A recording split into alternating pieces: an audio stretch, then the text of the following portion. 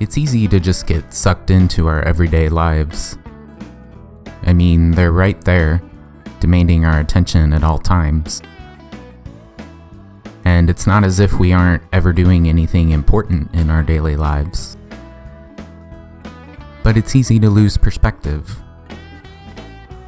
In the end, we're just one of 7.5 billion people who woke up this morning and are going about our lives.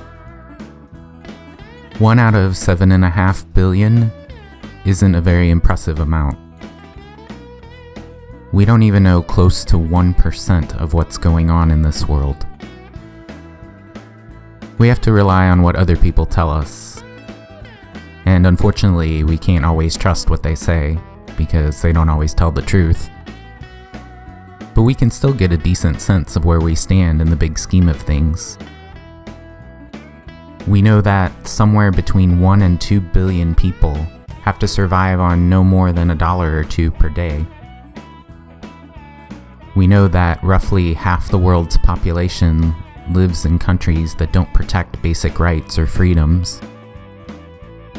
We know that billions of people are battered every day by atrocities that would squash most of us like a bug if we were in their shoes, even though we don't like to think about it.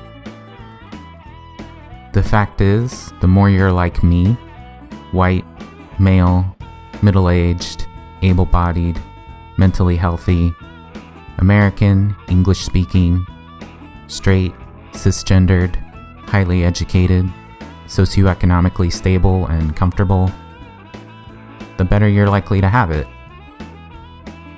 That doesn't mean I don't know what real struggle is.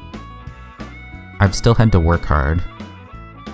I've still had to deal with some really difficult stuff in my life, like debilitating anxiety, addictions, and depression. What it means is, there's a distortion in how I make sense of what's going on in my life that I have to mentally counteract, that'll lead me to erroneous conclusions if I'm not careful. There's a big difference between minor inconveniences or small sacrifices and genuine burdens. And even if you have to deal with a genuine burden, there's a big difference between a mere burden and genuine hardship. But we don't often make that distinction. Even if all we have to deal with is minor discomforts, minor inconveniences, or minor sacrifices, our tendency is still to treat it as if it's a major imposition, simply because it's the worst thing we have going on in our lives. I'm not saying we should be happy about those things, or not try to get rid of them if we have the means. Just understand what they really are. Even if there are some ways in which you aren't privileged, acknowledge the ways that you are, and recognize how that can and will distort how you make sense of your life at times. Not only does that prevent you from being rightly seen as an out-of-touch jerk by those less fortunate than you, it makes you happier too.